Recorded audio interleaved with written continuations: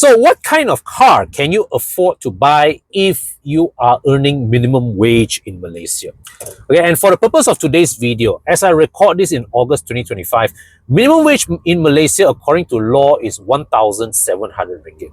And after you deduct SOCSO, deduct EPF and all that, you are left with about 1,500 ringgit to take home. And that means that your loan ratio that the bank will approve is no more than 500 ringgit a month. So it means that right now, if let's say you've got a house to pay for or whatever, you're not left with much. Okay, assuming you're single.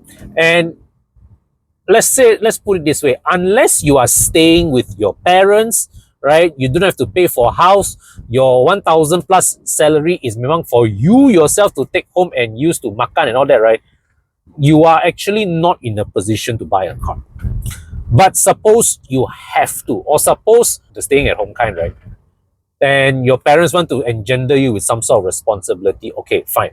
Then what I can say is that you can take a loan whereby your monthly installments is at most about 450 to 500 a month. But for better safety margin, I recommend that you cap your installments at about 300 to be safe. Now, what kind of car can you get at 300 a month? And 300 per month, well, if you stretch it over 9 years, you are looking at something along the a budget of around 25 to 28,000 ringgit. Not much, right? But it's something. If you insist on a brand new car, it gets you something like a Pro Duo Axia, the base spec Pro Duo Axia. Now, if you are buying used, then you want to get something that is no more than 5 years old. Okay, that means that you are once again also still limited to a Pro Duo Axia. And that to me, right, the Axia is a car that Pro Duo cars in general, Axia might be, right, yeah, in most cases better off buying brand new because these cars depreciate so slowly.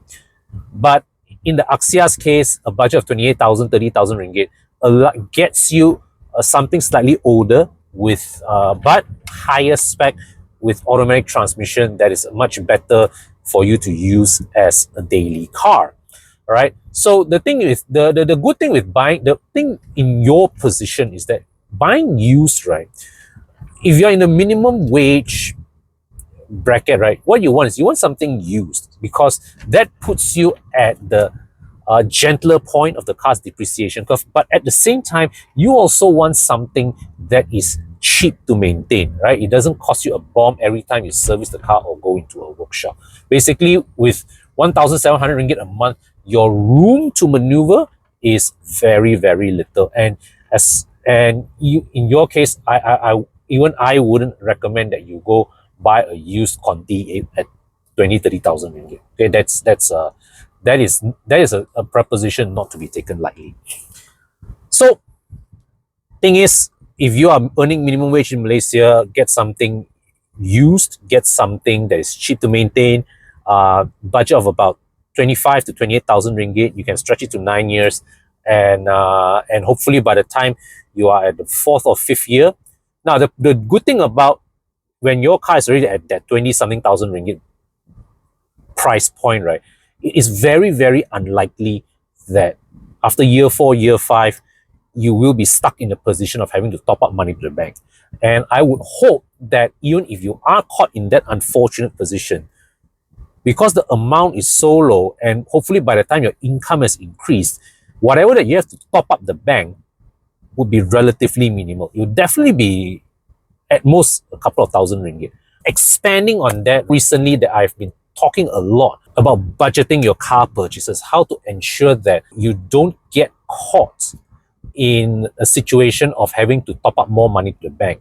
And I realized that as I make more and more of these videos, every day I can think of new scenarios, why it is important that somebody does their math, to make sure that they budget their car purchase properly. Because yes, a lot of you have objected that I just don't change cars so often lah. But what can I say?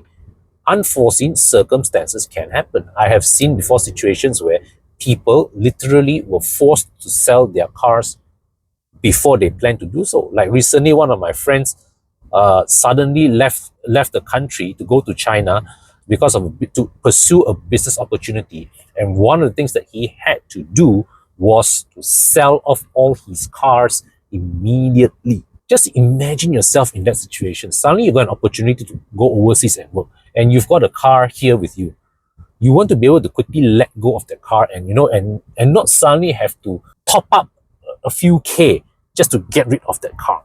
That's one scenario. Another scenario, what could also happen is, what if, let's say, your car get into an accident, total loss? Now, then you'll be saying, hey, accident total loss, okay ma, insurance pay what? Yes, but did you know that right now, insurance company will not insure your car at above market value? So if, let's say, like, you owe the bank 60,000 ringgit, your car is worth 40,000 ringgit. Insurance company will not insure your car for more than 40,000 ringgit. So you want to be prepared for such an eventuality, and you want to make sure that as much as possible your car loan balance is always less than what the car is worth. It means that at any point in time, if you have to walk out of the ownership of the car, you get money back, right? Or worst case scenario, you break even. That's it. If you are currently wondering, based on your current income, what kind of car that you can afford, what if I tell you that there's a way that you can download me into your phone or your computer to give you personalized advice? So I have actually developed a custom GPT called the Car Budgeting Blueprint, whereby you can key in any one of these info, your income, your commitment, okay? And then the GPT will help guide you to come up with a figure that what is the kind of car, what is a budget that you can afford based on how much loan that you can take, and how long a tenure that you are willing to pay that loan. Okay, the GPT is also programmed to help you assess the risk. What is your chances whereby, let's say, if you sell the car in 2 years time, 3 years time, will you have to top up money to the bank, or will you be able to get money back instead? Okay, the GPT will advise you what is a good amount of down payment to put down to insulate yourself against that risk. Another way you can use it is, maybe let's say you spotted a listing on Muda or Carlist. You throw it in there, all right? You say that, okay, this is my current income. Can I afford this car? And then the GPT will walk you through the whole process. Now, the GPT is, of course, free for you to use. I repeat, free for you to use. You don't have to pay me a single cent. But full disclosure, I am using it as a tool to create income for myself. How I'm doing that is very simple. Now, if along the way, the GPT detects that your income is below what is the level that you can afford a specific car that you're asking about, the GPT will ask if you want to explore a business opportunity. All right, so that leads you to a network marketing project that I'm currently working on, and ask that if you want to explore this opportunity or not. Or secondly, if you have already worked together with the GPT, you found that, okay, I've got this budget, I've got this car that I want to buy, then the GPT will ask you, do you want to contact this certain dealer, which I work together with, and come and straight away create for you a pre-written WhatsApp message that you can send straight to my dealer partner. Okay, so of course, every referral, if let's say if any sale jadi, I get a cut from that sale. So this GPT is free for you to use, but know that it is also an income generation tool for me, but only if it serves you, only if the referral help you get the car that you want. I get a small cut from the purchase. That's about it. Okay, I will publish a second video separately in the future to teach you how to use this GPT. But for now, you guys can play with it. Link is in the description section below. Enjoy. I'll see you in the next video.